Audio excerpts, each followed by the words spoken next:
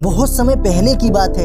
एक सन्यासी के आश्रम में 500 से अधिक विद्यार्थी उनके शिष्य बनकर उनके सानिध्य में शिक्षा ग्रहण कर रहे थे। सभी विद्यार्थी बहुत ही कर्मठ स्वभाव के थे। वह सभी गुरु की आज्ञा को सबसे ऊपर रखते थे।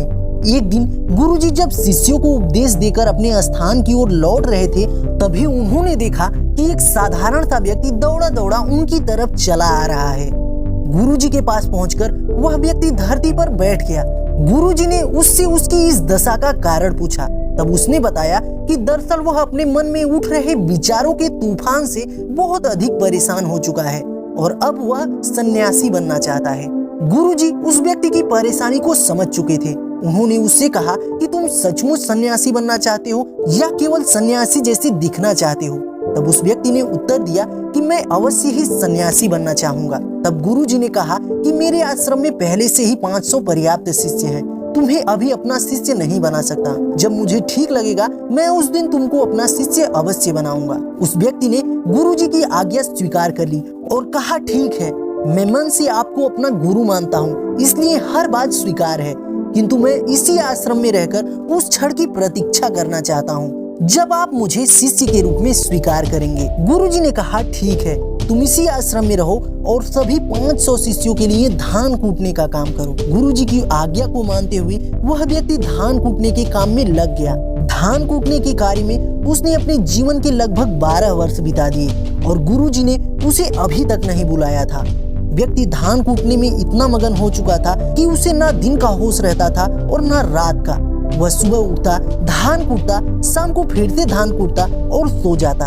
इस प्रक्रिया में उसने इतना समय लगा दिया था कि अब उसके मन में कोई विचार नहीं बचे थे जो उसे परेशान कर सके। उसका तो बस एक ही लक्ष्य था, धान कूटना। 12 वर्ष के समय ने उसके मन के सभी विचारों को समाप्त कर दिया था। लेकिन उसे इस बात का पूरा विश्वास था कि एक दिन गुरुजी उसे जरूर बुलाएंगे। दिन बीत रहे थे। एक दिन आश्रम में बहुत हलचल मची हुई थी। आज गुरुजी अपने उत्तराधिकारी का चुनाव करने वाले थे। सभी शिष्यों में से एक शिष्य ऐसा होगा जो उस आश्रम का सर्वेसर्वा होगा। लेकिन गुरुजी ने अभी तक यह नहीं बताया था कि चुनाव की प्रक्रिया क्या होगी। जब चुनाव की प्रक्रिया जानने के लिए सभी शिष्य एकत्रित हुए, तब गुरुजी ने कहा कि मैं चाहता हूं कि जो भी शिष्य अपने आप को इस पद के योग्य मानते हैं, वे आज रात को मेरे कमरे की बाहरी दीवार पर 4 पंक्तियां लिखें। किंतु यह पंक्तियां किसी शास्त्र अथवा पुस्तक से नहीं होनी चाहिए, बल्कि वह शिष्य के स्वयं के विचार होने चाहिए। गुरुजी की इन बातों को सुनकर सभी शिष्य आपस में बातचीत करने लगे और मन ही मन सोचने लगे कि गुरुजी को धोखा देना इतना आसान नहीं है। यदि हम में से किसी ने शास्त्र अथवा पुस्तक से पढ़ी हुई पंक्तियां लिखी तो गुरुजी तुरंत पहचान जाएंगे। इन सभी शिष्यों में से एक शिष्य ने बड़ी हिम्मत करके गुरुजी की बाहरी दीवार पर 4 पंक्तियां लिख डाली। मन एक दर्पण की तरह है, उस पर धूल जम जाती है। धूल को साफ कर दो तो धर्म और सत्य की प्राप्ति हो जाएगी। सुबह जब गुरुजी ने दीवार को देखा तो उस शिष्य को सामने आने का आदेश दिया जिसने यह पंक्तियां लिखी थी।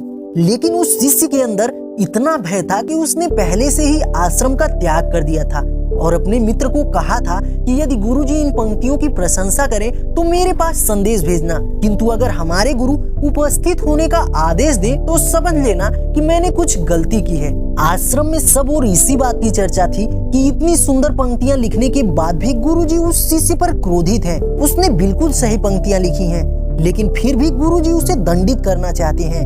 अब देखना यह होगा कि गुरुजी उससे अच्छी पंक्तियां लिखने वाला व्यक्ति कहां से लेकर आते हैं। इन्हीं सब बातों पर चर्चा करते हुए 2 शिष्य धान कूटने वाले व्यक्ति के पास जा पहुंचे। उस धान कूटने वाले व्यक्ति के अंदर भी जिज्ञासा हुई। उसने पूछा कि आश्रम में क्या चल रहा है। तब उन दोनों शिष्यों ने सारी बातें उसे बताई। पहले तो वो हंसने लगा। दोनों शिष्यों ने जब उसे हंसने का कारण पूछा तो उसने कहा कि इससे अच्छी पंक्तियां तो मेरे पास हैं, वह भी स्वयं की बनाई हुई। दोनों शिष्य सोचने लगे कि इस धान कूटने वाले का मजाक बनाते हैं। जो कभी एक किताब नहीं पढ़ा उसके पास ज्ञान क्या होगा।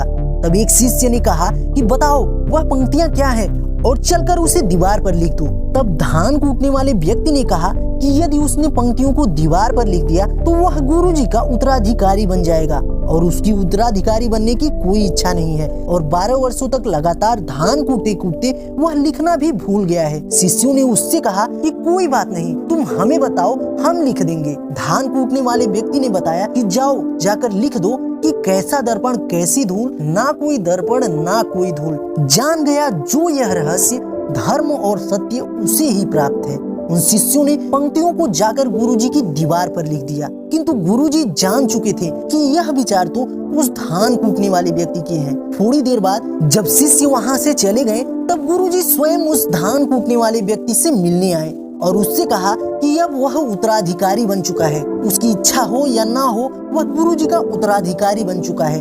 गुरुजी ने उस व्यक्ति से कहा कि अब वह इस आश्रम को छोड़कर जाए और कहीं दूर आश्रम बनाकर ज्ञान का प्रचार करे, क्योंकि इस आश्रम के लोग तुम्हें कभी गुरु नहीं मानेंगे। वो यह नहीं पहचान पाएंगे कि बिना शास्त्र की पढ़ाई करके भी कोई ज्ञान को प्राप्त हो सकता है। वह धान कूटने वाला व्यक्ति गुरु को प्रणाम करता है। उसके कृतज्ञता के आंसू गुरु के पैरों पर गिरते हैं।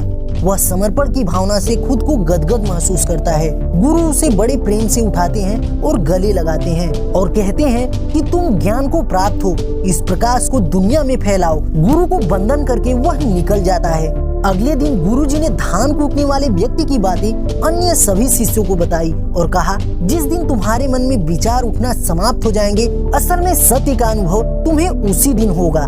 तुम खुद को और इस ब्रह्मांड को अच्छी तरह से जान और समझ पाओगे। यही धर्म की प्राप्ति का पहला मार्ग है। मन के विचारों को शांत करने का सबसे अच्छा तरीका है अपने विचारों पर ध्यान देना। मन में किस प्रकार के विचार आ रहे हैं, उस पर सावधानी से निरीक्षण करना।